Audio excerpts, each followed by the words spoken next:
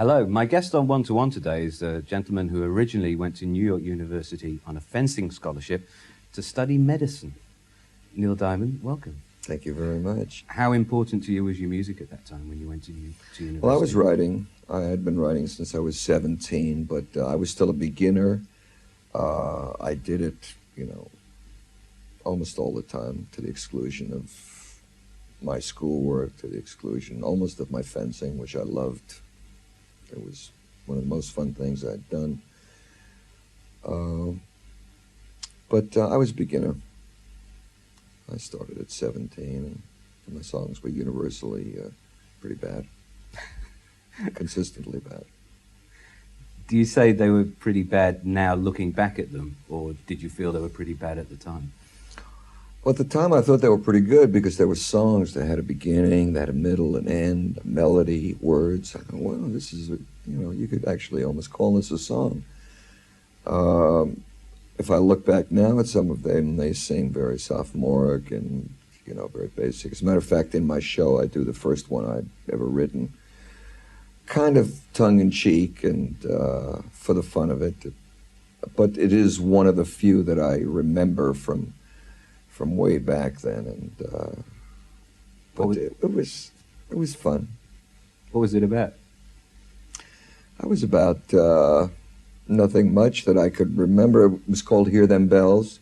I wrote it for my girlfriend, and it was my first song, and she was my first wife. It worked. So what were you striving for at that time?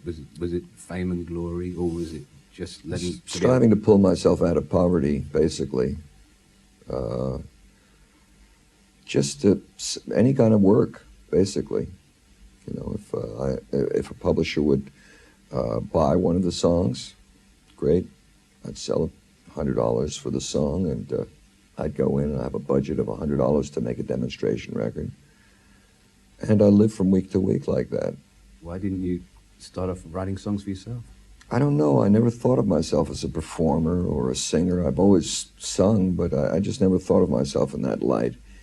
And when I started writing songs, it was such a new thing for me. I became captivated by it. And that's what I wanted to be. I wanted to be a songwriter. I wanted to try and write beautiful music. There was no thought of me becoming an artist, really. Just really accidental. Your big break obviously came when you signed to Bang Records. Yes. That came about through Ellie Greenwich? Through Ellie and Jeff Barry. They were husband and wife at that time, and they were also the most popular writing duo, maybe aside from Carole King and Gerry Goffin. I had a tremendous amount of success with Phil Spector's music and with a lot of other people. They're very talented.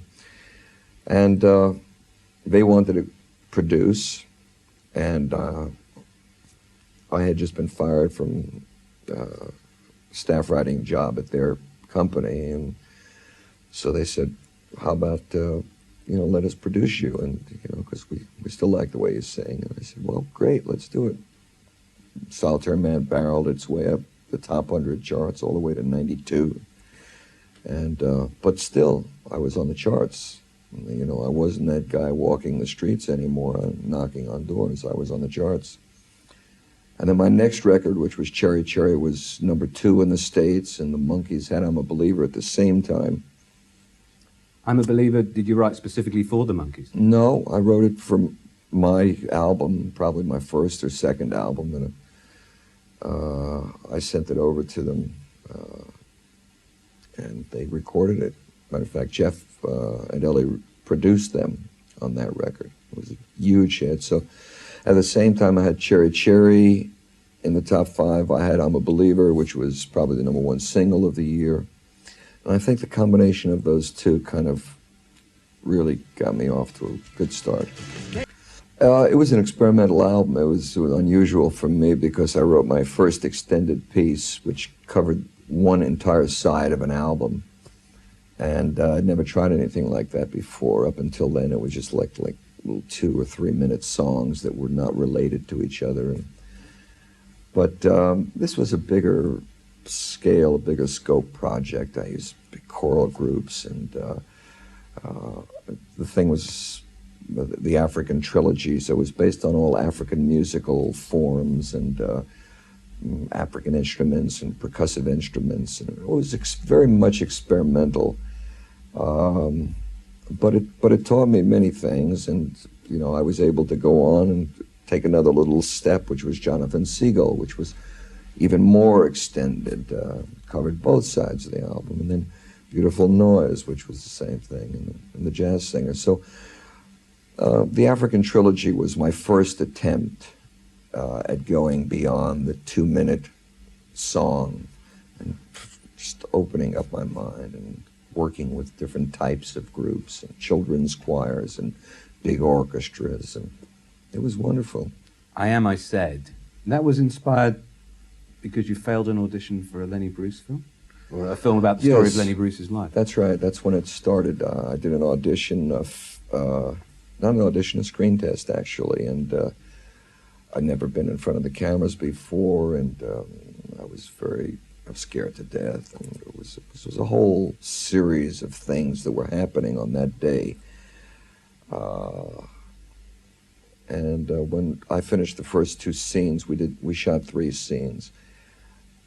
I finished the first 2 scenes and went to my dressing room for lunch, and I was really depressed because I thought, oh God, I really did terrible on this, and I was really down in the dumps, and I always had my guitar around, and so I started writing, and I wrote the title and I wrote the melody right there in lunchtime. Some of the words to the chorus as well. And the basic thrust of the song I understood, and I liked it a lot. It said something to me that maybe some of my other songs didn't quite say.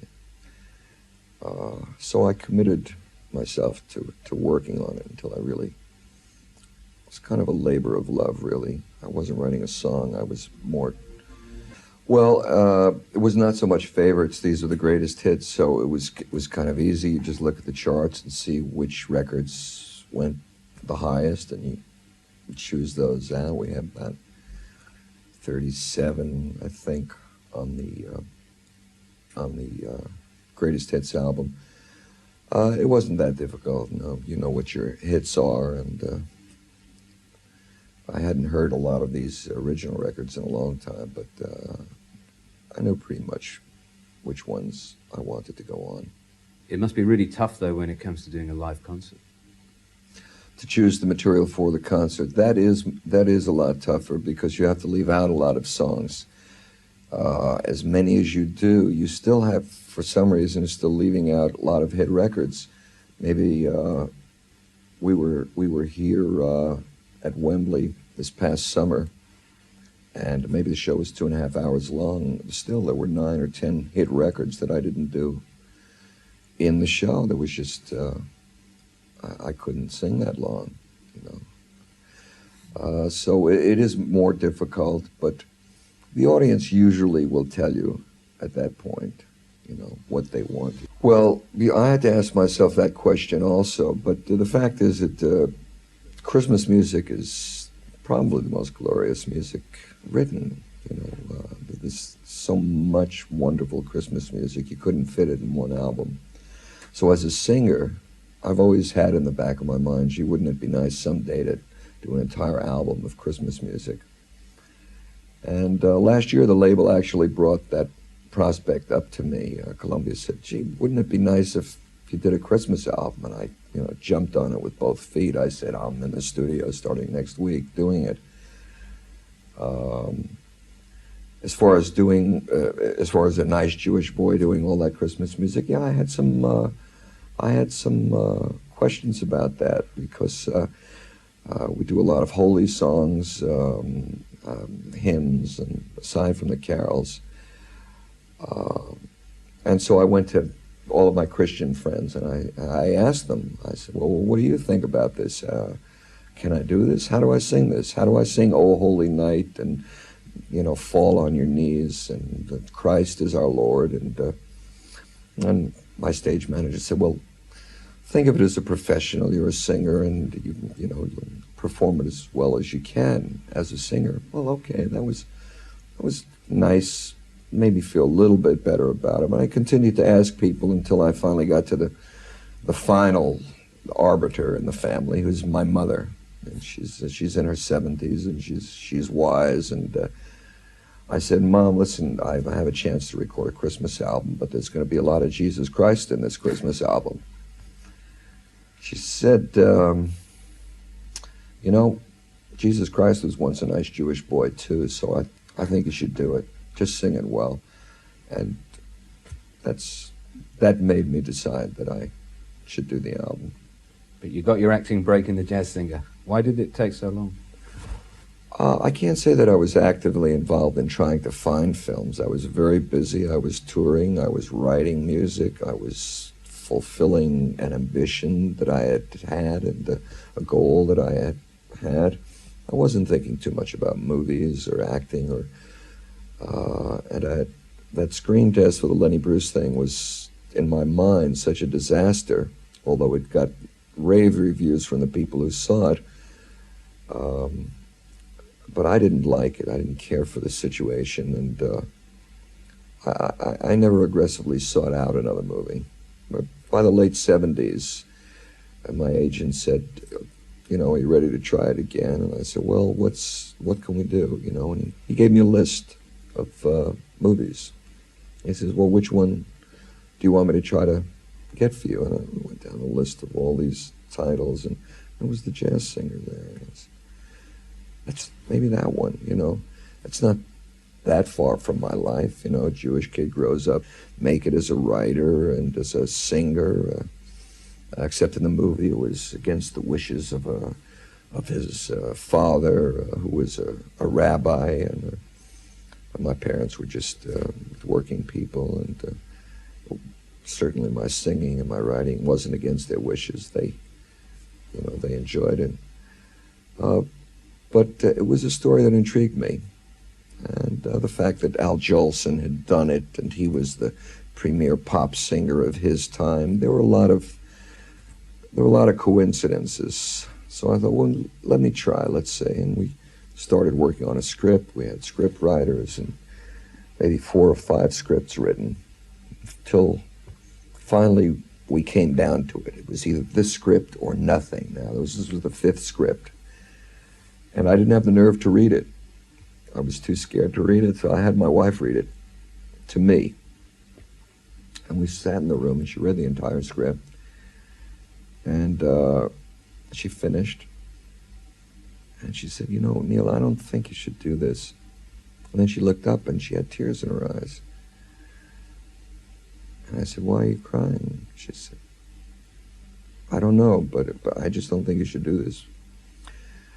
But as soon as I realized that she was emotionally moved by the story, I said, well, I have to do this. Now, this is real. Those are real tears, Your intellectual mind says don't do it because it's old or it's, I don't know.